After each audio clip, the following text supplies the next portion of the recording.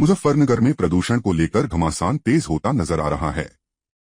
भारतीय किसान यूनियन अराजनीतिक के वरिष्ठ पदाधिकारी धर्मेंद्र मलिक पर लगाए जा रहे आरोपों के विरोध में सैकड़ों कार्यकर्ता वरिष्ठ पुलिस अधीक्षक कार्यालय पहुंचे। प्रदर्शन कर रहे कार्यकर्ताओं ने साफ कहा कि जिले में प्रदूषण को बढ़ावा देना किसी भी कीमत पर बर्दाश्त नहीं किया जाएगा। उनका आरोप है कि प्रदूषण विभाग और कुछ फैक्ट्री मालिक मिलकर जनता के स्वास्थ्य के साथ खिलवाड़ कर रहे हैं, जिस पर सख्त कार्रवाई जरूरी है। कार्यकर्ताओं ने चेतावनी दी कि धर्मेंद्र मलिक को अकेला न समझा जाए, जरूरत पड़ी तो लाखों लोग उनके समर्थन में सड़कों पर उतरेंगे। मुजफ्फरनगर में प्रदूषण को लेकर सियासी और सामाजिक घमासान तेज हो गया है। भारतीय किसान यूनियन अराजनीतिक के वरिष्ठ पदाधिकारी धर्मेंद्र मलिक पर लगाए जा रहे आरोपों के विरोध में सैकड़ों कार्यकर्ता वरिष्ठ पुलिस अधीक्षक कार्यालय पहुंचे। प्रदर्शनकारियों ने आरोप लगाया कि प्रदूषण विभाग और फैक्ट्री मालिक मिलकर जनता के स्वास्थ्य से खिलवाड़ कर रहे हैं। वहीं धर्मेंद्र मलिक ने रंगदारी और गुंडागर्दी के आरोपों को सिरे से खारिज करते हुए कहा कि यदि जांच में वे दोषी पाए जाते हैं तो वे जेल जाने को भी तैयार हैं। मलिक ने दावा किया कि गुंडागर्दी उनके लोग नहीं बल्कि बाहर के अराजक तत्व कर रहे हैं और पुलिस प्रशासन को मिलकर शहर को प्रदूषण मुक्त बनाना चाहिए। नहीं, देखिए, जो घटनाक्रम कितने दिन से चल रहा था, आज मुझे भी एहसास नहीं हुआ कि हमारे भी इतने शुभचिंतक लोग होंगे। और आज मुझे पहली बार पता लगा कि जो आरडीएफ का विषय है या जो ये मुद्दा यहाँ पे चल रहा है, उसको लेकर जनमानस में कितना उसके प्रति प्रतिरोध है, प्रतिशोध है, गुस्सा है। और ये जो सब लोग आए हैं, ये लोग, मैंने तो भाई नहीं बुलाए, मैं बड़ा स्पष्ट कहना चाहता हूँ। मुझे कल बाबा जी की एक वीडियो सबने आपने देखी होगी, उन्होंने एक वीडियो जारी की थी कि भाई मैं कल मुजफ्फरनगर जाके ये जो एक दूसरे पे छीटा कसी और इस तरह की बातें चल रही है और ये कचरे को मुद्दे को लेकर जो माफिया सक्रिय हो गए हैं और कार्यकर्ताओं को धमकी देते हैं, पत्रकारों के साथ बदतमीजी करते हैं। ठीक है, छोटा आदमी नहीं लड़ सकता आपसे, लेकिन समूह तो लड़ सकता है।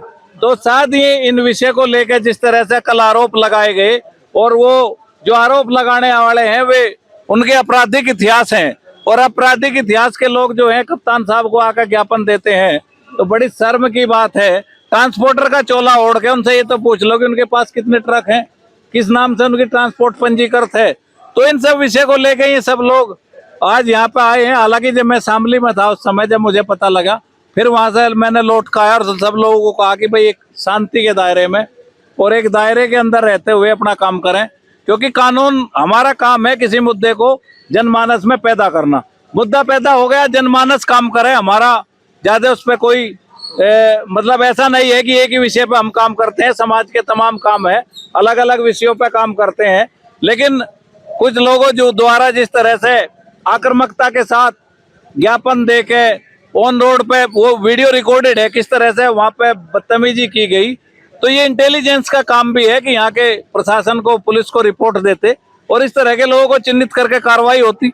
तो आज सब लोग इस यहाँ पे एसएसपी साहब के यहाँ आए हैं, उनका एक ही मकसद है कि भाई धर्मेंद्र मलिक पे 10,000 रुपये रंगदारी मांगने का आरोप लगाया गया है। ये बोर्ड है, ये आप देख सकते हैं।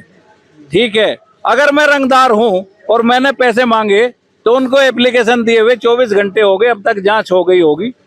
उनको जो है फिर मुझे गिरफ्तार करना चाहिए। जितने यहाँ लोग हैं इनको बता दे कि जांच में पुष्टि हो गई है पैसे मांगने की, मैं जेल जाने के लिए तैयार हूँ।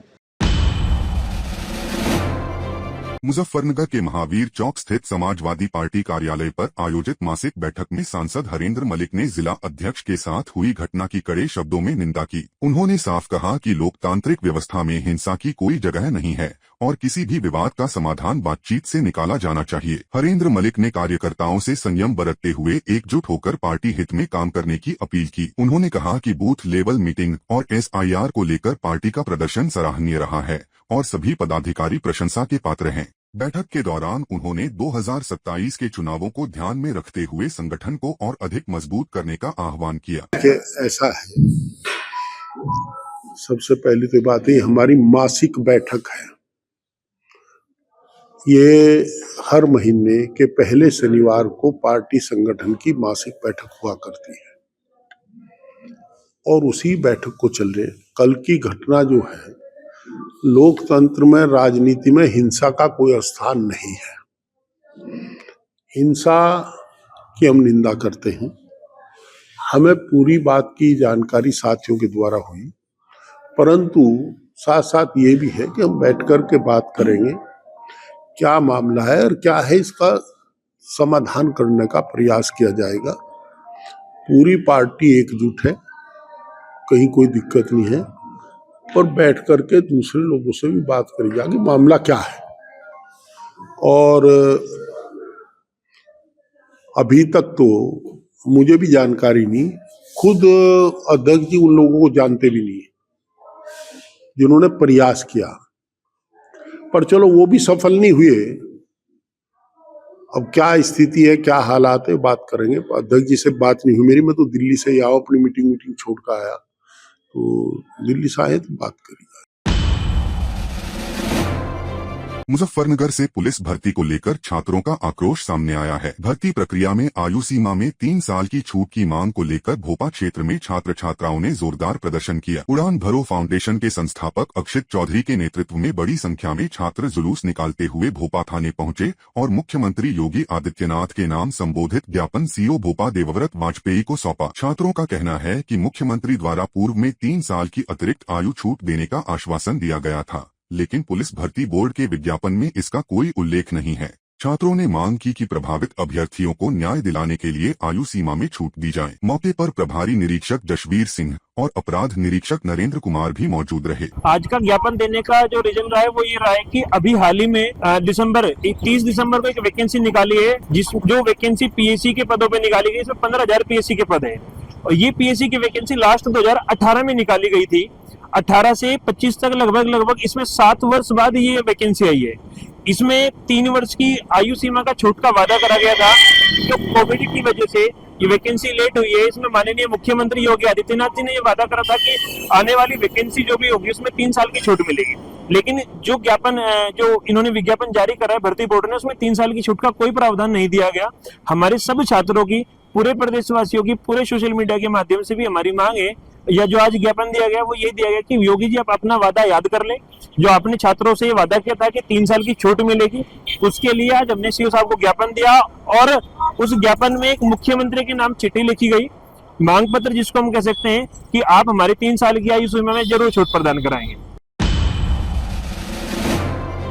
मुजफ्फरनगर में भारतीय किसान मजदूर संयुक्त मोर्चा द्वारा संगठन विस्तार कार्यक्रम का आयोजन किया गया, जहां बड़ी संख्या में नए सदस्यों और पदाधिकारियों को नियुक्ति पत्र सौंपे गए। संगठन के राष्ट्रीय अध्यक्ष शाह आलम ने कहा कि किसानों और मजदूरों की समस्याओं को सुनना और उनके हक की लड़ाई लड़ना संगठन की प्राथमिकता है। उन्होंने कहा कि किसानों पर हो रहे अत्याचार के खिलाफ मोर्चा पूरी मजबूती के साथ खड़ा है। इस दौरान पूर्व प्रधान चौधरी रिफाकत को पश्चिमी उत्तर प्रदेश का प्रदेश अध्यक्ष नियुक्त किया गया। वहीं चौधरी रिफाकत ने भरोसा दिलाया कि वे किसान मजदूरों के साथ कंधे से कंधा मिलाकर ईमानदारी से काम करेंगे। प्रदेश अध्यक्ष इंतजार अंसारी ने भी किसानों की समस्याओं के समाधान का आश्वासन दिया। आलम जी ने, और मैं ईमानदारी से काम करूंगा, किसान मजदूर गरीबों की सेवा करूंगा, ईमानदारी से करूंगा। जो मुझे जिम्मेदारी मिली है अपने राष्ट्रीय अध्यक्ष को, उसके बारे में ये महसूस करा दूंगा कि हाँ किसी को जिम्मेदारी दी। मैं अपने गांव में 3 योजना प्रधान रहा हूँ, अब फिलहाल नहीं हूँ, और मैं अब संगठन से जुड़ा हूँ और सही मजबूताई से काम करूंगा, जिम्मेदारी से। ये किसानों के, गरीबों के, जो भी मजदूरों के मुद्दे हैं, इनके साथ अत्याचार हो रहे हैं, यही मुद्दे हैं जी किसानों के और मजदूरों के, वही मुद्दे मैं उठाऊंगा और जो यहाँ से आदेश होगा उसका मैं पालन करूंगा। मैं मोहम्मद इंतजार अंसारी, भारतीय किसान संयुक्त मोर्चा प्रदेश अध्यक्ष। देखिए, बागपत से चौधरी रिफाकत साहब आए हैं, उन्होंने संगठन की ज्वाइनिंग की है और उनको पश्चिम उत्तर प्रदेश का अध्यक्ष बनाया गया। उन्हीं के साथ में सैकड़ों की तादाद में आज संगठन ज्वाइनिंग की गई है। और हमारे उत्तर प्रदेश का जो कार्यालय है नियाजुपुरा स्थित में, तो वहाँ पर लोग आए हैं, कुछ समस्याएं सुनी गई लोगों की, उनको भी हल कराने के भी आश्वासन दिया गया है। आज हमने जो है यहाँ अपना एक प्रदेश कार्यालय का कार्यक्रम शुरू किया और हमने जो है आज मीटिंग में जो है इसलिए प्रोग्राम किया कि भाई आज अपने लोगों की समस्याओं को सुना, कि क्षेत्रीय जो भी समस्या हो वो अपनी समस्या से अवगत करावे संगठनों को, ताकि समस्या का समाधान कराया जा सके। और इसी के चलते आज संगठन का विस्तार भी किया गया है और बड़ी संख्या में आज लोगों ने संगठन की सदस्यता ग्रहण की है। और हमारे बागपत जिले से आए हैं चौधरी रिफाकत, पूर्व प्रधान है।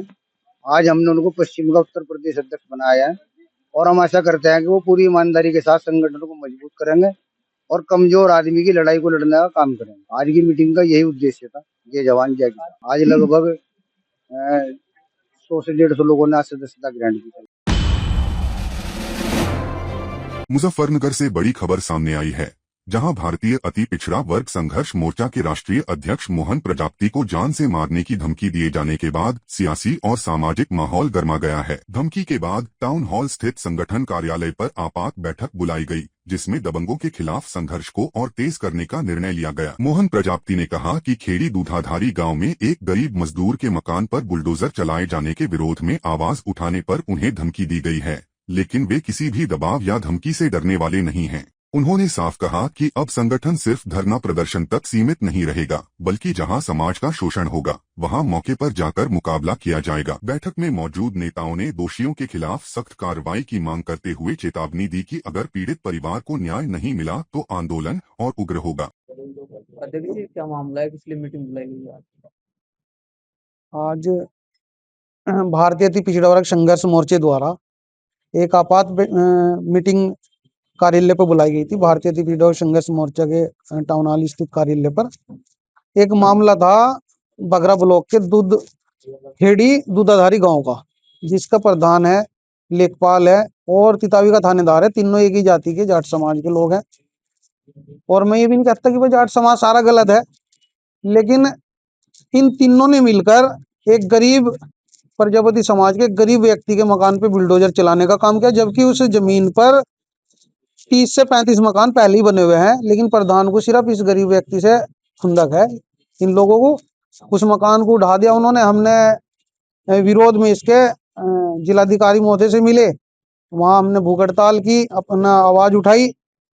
अब हमने अपने एक बयान में वहां मीडिया के माध्यम से कहा था कि भाई इस जिले में गुज्जर समाज भी रह रहा, त्यागी समाज भी रह रहा, ब्राह्मण भी रह रहा, ठाकुर भी रह रहा और सभी काश्तकार है इन चारों में खासकर। और त्यागी समाज तो अच्छा खासा काश्तकार है। लेकिन जितने भी हमने सर्वे किया और हमने लिस्ट उठा के देखी, तो अगर 100% मामले हमारे पास शोषण का आए, कहीं पाल, प्रजापति, सैनी, कश्यप, विश्वकर्मा, नाई, धोबी, जोगी, बंजारा, सुनार, लोहार, इन लोगों के अगर जितने भी शोषण के मामला आए, तो इनमें 95% लोग जाट समाज के पाए गए। अब ये ऐसा भी नहीं कह रहा कि जिस किसी गांव में शोषण या अत्याचार हुआ है कि भाई सारे जाट तो करते नहीं होंगे, लेकिन चंद करते होंगे, लेकिन है वे जाट समाज के लोग 5% मामले किसी अन्य जाति का है, और वो भी नुआ जहाँ कि भाई जब आसपास में रह रहे या एक साथ रह रहे तो कहीं ना कहीं घटना भी घट जा। तो आपको धमकी देने का मामला है। इसी बयान को लेके जो मेरा बयान हुआ था कि भाई जाट समाज सारा गलत नहीं, लेकिन जो शोषण करने वाले लोग हैं वे हैं जाट समाज के लोग। तो इसी बयान को लेके किसी ने मुझे, एसके चौधरी नाम का व्यक्ति था, जिसने फेसबुक के माध्यम से मुझे ठिकाने लगाने की धमकी दी थी। हमने भी उसे पलटवार करके जवाब दिया था कि हमारी जान, अति पिछड़ों की जान इतनी सस्ती नहीं है कि कोई गली का राह चलता गुंडा ऐसे ही कोई ले लेगा। और हमारी भी दो हाथ है भाई, दो रोटी तू खा रहा, दो रोटी हम खा रहा, जब मर्जी जब आ जाइए, जिस तरीके से चाहे जिस तरीके से आ जाइए। शामली में पंचायत चुनाव से पहले पुलिस ने बड़ी कार्रवाई करते हुए अवैध तमंचा फैक्ट्री का भंडाफोड़ किया है। जिंजाना थाना क्षेत्र के अहमदगढ़ गांव में चल रही इस फैक्ट्री से भारी मात्रा में बने और अर्धबने हथियार बरामद किए गए हैं। पुलिस और एसओजी की संयुक्त कार्रवाई में 2 हथियार तस्करों को गिरफ्तार किया गया है, जो मेटल पार्ट्स जोड़कर अवैध तमंचे तैयार कर सप्लाई कर रहे थे। पूछताछ में सामने आया है कि इन हथियारों का इस्तेमाल पंचायत चुनाव को प्रभावित करने के लिए किया जाना था। पुलिस अब यह पता लगाने में जुटी है कि इससे पहले कितने हथियार सप्लाई किए गए थे। फिलहाल दोनों आरोपियों को जेल भेज दिया गया है। विगत रात्रि में हमारे स्वाट प्रभारी कुलदीप सिंह को हमारे प्रभारी एसएचओ जिझाना वीरेंद्र कशाना और प्रभारी एसएचओ शामली कोतवाली सचिन शर्मा को जानकारी हुई थी कि उनके बगल के सल्फा गांव में गन्ने के खेत में ट्यूबवेल के पास में एक शस्त्र बनाने की फैक्ट्री चल रही है। इस पर हमारी पुलिस ने रेड किया था और वहां से कुल 40 तमंचे बरामद हुए। उनमें 21 तमंचे कंप्लीट बनके तैयार थे, 19 तमंचे लगभग बनके तैयार होने की कंडीशन में थे और उसमें से 2 व्यक्ति गिरफ्तार मौके से हुए थे। उनमें क्रमशः नाम सनी और एक राम कुमार था। सनी बहुत ही पेशेवर अपराधी है, पहले भी तमंचे फैक्ट्री में जेल जा चुका है ये और इस पर अगस्त मुकदमे में कार्रवाई हो चुकी है।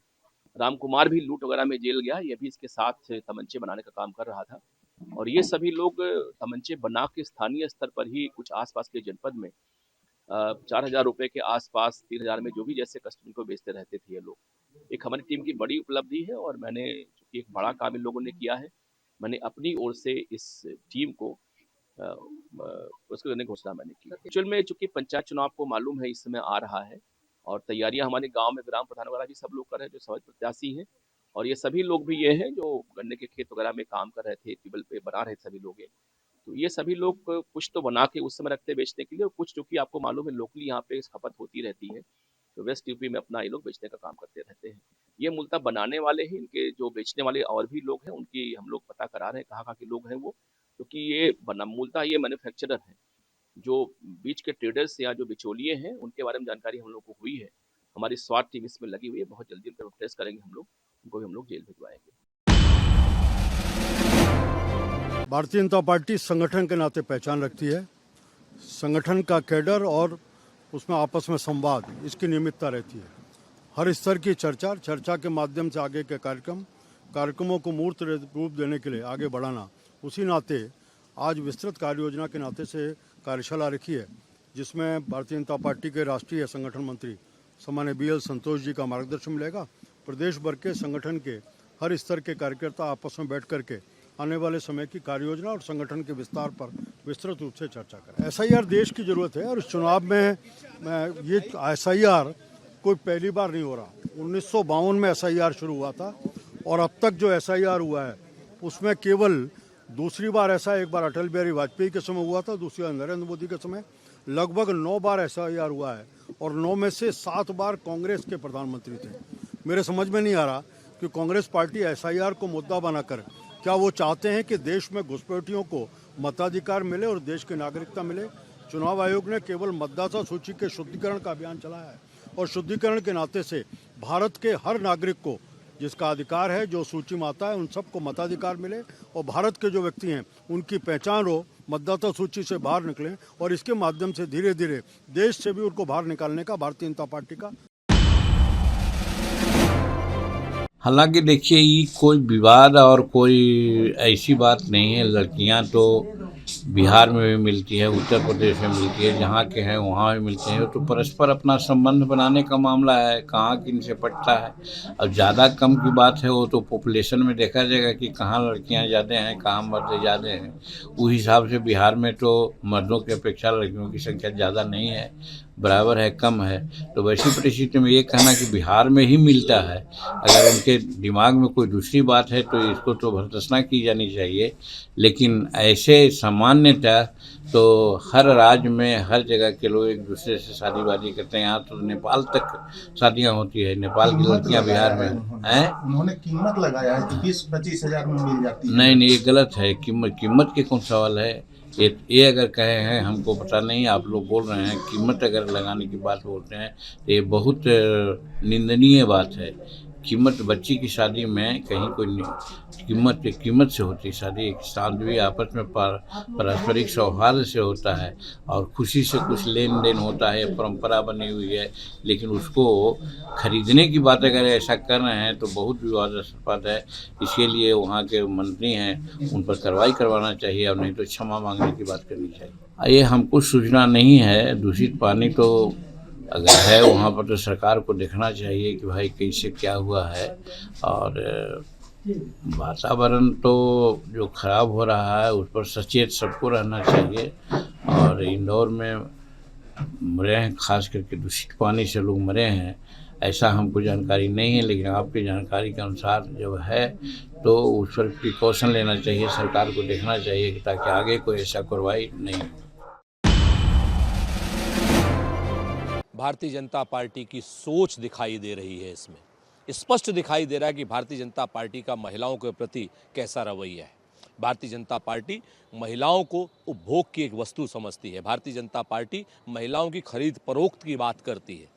वरना अब तक इस बयान के बाद उस आदमी को और उसकी पत्नी को, दोनों को ही जेल भेज देना चाहिए था। इतना गंदा, इतना नीच और इतना निर्लज बयान बिहार का अपमान है, पूरी महिला जाति का अपमान है। ऐसे लोगों की जगह सभ्य समाज में नहीं है। ऐसे लोगों को तो जेल में रखना चाहिए। लेकिन भारतीय जनता पार्टी की नीति प्रीति रीति ही शायद यही है कि वो ऐसे ही लोगों को आगे बढ़ाते हैं और ऐसे ही लोगों को राजनीति में लेकर के आते हैं, जैसे गिरधारी लाल आर्या।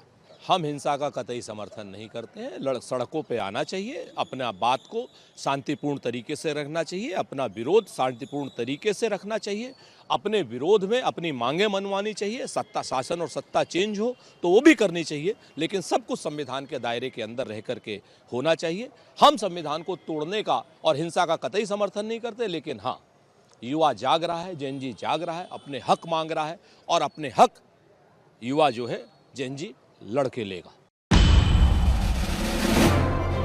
पहले तो मैं सभी ब्रजवासी को और जो मथुरा में वृंदावन में दर्शन करने के लिए श्रद्धालु आए 9 वर्ष पर, अपनी तरफ से अपनी पूरी टीम की तरफ से बहुत बहुत शुभकामनाएं देता हूं, बधाई देता हूं।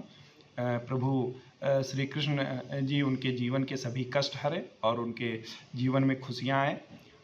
25 दिसंबर से सिलसिला प्रारंभ हुआ और अभी लगातार चल रहा है। कल तक लगभग 25 लाख श्रद्धालु वृंदावन में, बरसाना में, गोवर्धन में, बलदेव में, गोकुल में और मथुरा में, जो हमारे सभी विश्व प्रसिद्ध मंदिर हैं, श्री बांके बिहारी जी का मंदिर है, श्री राधा रानी जी का बरसाना में है, गिरिराज जी का दानघाटी मंदिर है, हमारी जन्मभूमि द्वारिकाधीश बलदेव में दाऊ जी का मंदिर है, अन्य जो प्रसिद्ध मंदिर है उसमें श्रद्धालु दर्शन करने आए हैं। और अभी तक प्रभु की कृपा से बहुत ही व्यवस्थित तरीके से, सुव्यवस्थित तरीके से श्रद्धालुओं ने दर्शन किए अपने आराध्य के लिए और अपने गंतव्य के लिए सकुशल वापस गए हैं। अभी ये सिलसिला आगे 5 जनवरी तक बताया गया कि अनवरत चलता रहेगा। मैं सभी का खुले दिल से स्वागत करता हूँ और सबके लिए तैयारी की गई है, चाहे वो ट्रैफिक की हो, चाहे साफ़ सफाई की हो या रहने की हो। मैं पहले भी कह चुका हूं, अगर किसी को रहने आदि की समस्या है तो यहाँ सरकार ने बहुत ही उच्च क्वालिटी के रैन बसेरे बनवाए हुए हैं, उसमें लोग प्रवास कर सकते हैं। हाँ, थोड़ा सावधानी बरतें क्योंकि भीड़ काफ़ी हो रही है, परंतु पहले जो अफवाह फैलाने का प्रयास किया गया था कि बहुत भीड़ है, वृंदावन दर्शन करने लोग ना आए, उसका पहले भी खंडन किया गया था, अभी भी कर रहे हैं। सभी आए, अपने आराध्य का दर्शन करें और अपने गंतव्य को जाएं और उनकी जो भी मुराद है, जो भी उनकी प्रभु से कामना है, वो प्रभु पूरी करें, ऐसी मैं ईश्वर से प्रार्थना करता हूँ।